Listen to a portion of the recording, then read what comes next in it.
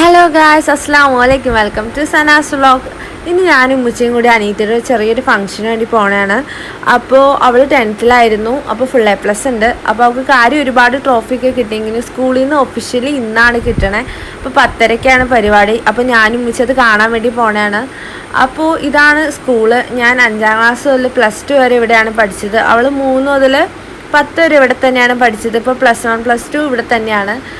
അപ്പോൾ ഞാൻ 10ൽ TC വാങ്ങിപ്പോയതിന് ഇങ്ങോട്ട് വന്നിട്ടേ ഇല്ല.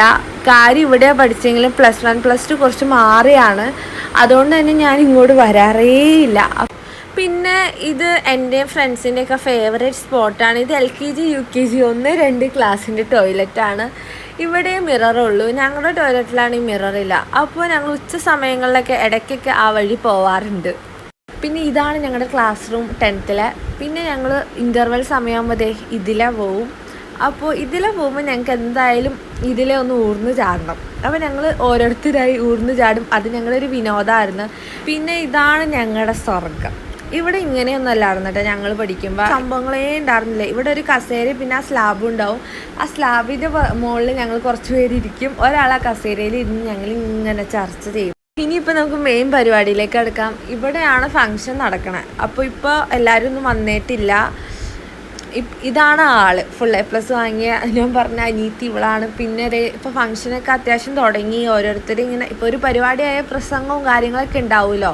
അതൊക്കെ കഴിഞ്ഞായിരിക്കുമല്ലോ സമ്മാനദാനമൊക്കെ. അപ്പോൾ അതിന് വേണ്ടി വെയിറ്റ് ചെയ്യണതിൻ്റെ ഇടയിൽ നല്ലൊരു മഴയൊക്കെ ഉണ്ടായിരുന്നു. പിന്നെ ട്രോഫിയൊക്കെ കൊടുക്കാറായപ്പോൾ മഴയൊക്കെ മാറി. ഇതാണ് ആൾ. അപ്പോൾ ഞങ്ങൾ വിചാരിച്ച 1-2 ഉണ്ടാവുള്ളൂ എന്നാണ്. ഒരു ക്യാഷ് അവാർഡും ഒരു ട്രോഫി. പക്ഷേ ഇത്രയും ക്യാഷ് പ്രൈസൊന്നും ഞങ്ങൾ പ്രതീക്ഷിച്ചില്ല. ഒരുപാട് പേര് സ്പോൺസേഴ്സ് ഉണ്ടായിരുന്നു.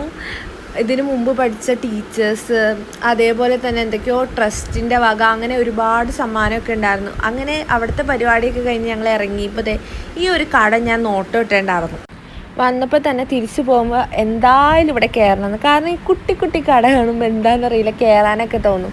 ഇനി ഞങ്ങൾ വീട്ടിലേക്കും അവൾ ക്ലാസ്സിലേക്കും തിരിച്ചു പോവാണ്. അപ്പോൾ ഇത്രയേ ഉള്ളൂ. വീഡിയോ ഇഷ്ടമായാൽ ലൈക്ക് ചെയ്യുക, ഷെയർ ചെയ്യുക, കമൻറ്റ് ചെയ്യുക. പിന്നെ സബ്സ്ക്രൈബ് ചെയ്യാൻ മറക്കണ്ട.